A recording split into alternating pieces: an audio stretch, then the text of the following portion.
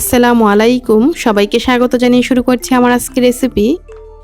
আমি আজকে আপনাদের সাথে শেয়ার করব কোনো প্রকার ব্লেন্ডার ছাড়াই মেয়োনিজ তৈরির রেসিপি। বাজারে কেনা মেয়োনিজ থেকে কিন্তু ঘরে তৈরি করা মেয়োনিজটা স্বাস্থ্যসম্মত হয়, খেতেও কিন্তু বাজারে কেনা মেয়োনিজ থেকে কোনো অংশে স্বাদে কম হয় না। ব্লেন্ডার ছাড়াই খুব সহজেই আমি আপনাদেরকে এই মেয়োনিজটা তৈরি করে দেখাবো। আশা করি রেসিপিটা আপনাদের ভালো লাগবে। তো আমি প্রথমে এখানে একটা মিক্সিং বলে 2টি ডিম ভেঙে নিচ্ছি, আর এই ডিমগুলো কিন্তু অবশ্যই রুম টেম্পারেচারে থাকা হতে হবে। তারপর আমি এখানে সামান্য লবণ দিয়ে দিচ্ছি, আর দিয়ে দিচ্ছি 1 টেবিল চামচ চিনি, দিয়ে দিচ্ছি এখানে 2 টেবিল চামচ গুঁড়া দুধ। তারপর এখানে আমি সাদা আর কালো গোলমরিচ গুঁড়া মিক্সড করে গুঁড়া করে নিয়েছি 1 চা চামচ দিয়ে দিলাম। সাদা সরিষাটাকে আমি এখানে গুঁড়া করে নিয়েছি 1 চা চামচ, আমি ব্লেন্ডারে গুঁড়া করে নিয়েছি। তারপর দিয়ে দিলাম এখানে 1 চা চামচ সরিষা গুঁড়া। এখন আমি এই সবগুলো উপকরণকে একসাথে একটা হ্যান্ড উইস্কের সাহায্যে মিশিয়ে নিব। তো 2 মিনিট এভাবে বিট করলেই সব কিছু একসাথে ভালো করে মিশে যাবে।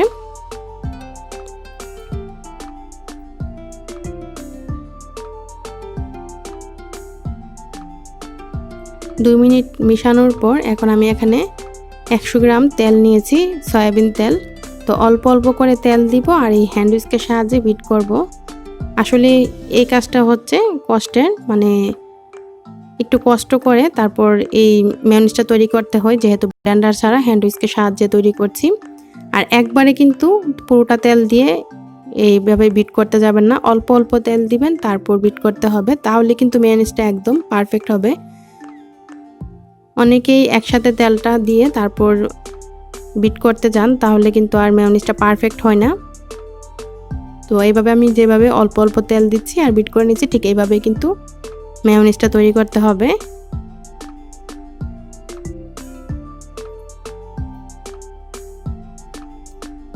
তো এইভাবে অল্প অল্প তেল দিয়ে আমি এখানে 100 গ্রাম তেল দিয়েছি। তারপর আর এখন আমি ভালো করে বিট করে নিচ্ছি।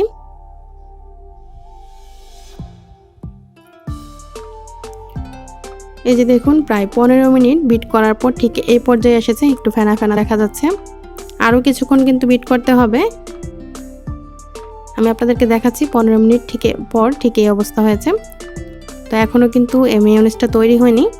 এখন আমি এখানে অ্যাড করব লেবুর রস আর ভিনেগার। আমি এখানে 1/2 টেবিল চামচ লেবুর রস দিয়ে দিলাম আর 1/2 টেবিল চামচ ভিনেগার দিয়ে দিলাম।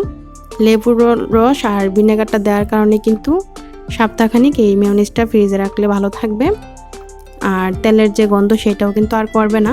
তো আমি লেবুর রস আর ভিনেগারটা দেওয়ার পর আরও 10 মিনিট বিট করার পর কী অবস্থা হয়ে দেখাচ্ছি। এই যে দেখুন, 10 মিনিট বিট করার পর ঠিক এই পর্যায়ে এসেছে। মোট লেগেছে 25 মিনিট। 25 মিনিট সময় ধরে বিট করার পর এই মেয়োনিজটা কিন্তু তৈরি হয়েছে। আর যেহেতু এটা হ্যান্ড উইস্কের সাহায্যে করেছি, তাই কিন্তু এর চেয়ে বেশি আর ঘন হবে না, এটা ঠিক এরকম হবে। ঘনত্বটা দেখিয়ে দিচ্ছি, ঠিক এরকম হবে। এটা যদি আরও বেশি সময় ধরেও আপনারা বিট করেন, তাহলেও কিন্তু এর চেয়ে বেশি আর ঘন হবে না। এটাই কিন্তু পারফেক্ট মেয়োনিজ, হাতে তৈরি যে মেয়োনিজটা ব্লেন্ডার ছাড়া। নিশ্চয়ই দেখেই বুঝতে পারছেন ঘনত্বটা। আমি একটা পটে এই মেয়োনিজটা নিয়ে নিচ্ছি, আর এই মেয়োনিজটা কিন্তু ফ্রিজের নর্মাল চেম্বারে সপ্তাহখানিকের মতো ভালো থাকবে। যখন যেই রেসিপিতে দরকার তখন এই রেসিপিতে ব্যবহার করতে পারবেন।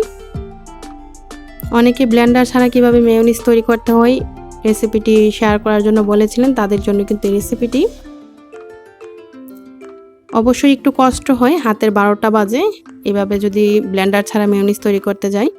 তো ব্লেন্ডারে খুব সহজেই তৈরি করা যায়, তবে যারা ব্লেন্ডার ছাড়া মেয়োনিজটা তৈরি করতে চান তারা খুব সহজে কিন্তু এভাবে ব্লেন্ডার ছাড়া মেয়োনিজটা তৈরি করতে পারেন। কষ্ট হলেও ঘরে তৈরি করে মেয়োনিজটা তারপর রেসিপিতে ব্যবহার করার চেষ্টা করবেন। তো আশা করি আমার আজকের এই মেয়োনিজ তৈরি রেসিপিটি আপনাদের কাছে ভালো লেগেছে। যদি রেসিপিটি ভালো লাগে, লাইক, কমেন্ট, শেয়ার দিয়ে সাথেই থাকবেন। এই মেয়োনিজ দিয়ে কি কি তৈরি করা হয় এবং কি কি রেসিপিতে ব্যবহার করা হয়, আমি সেই রেসিপিগুলো সামনে শেয়ার করব। আশা করি আপনারা আমার চ্যানেলটি সাবস্ক্রাইব করে সাথেই থাকবেন। আজকের এই ভিডিওটি দেখার জন্য আপনাদের সবাইকে অসংখ্য ধন্যবাদ। সবাই ভালো থাকবেন, আমার জন্য দোয়া করবেন। আল্লাহ হাফেজ।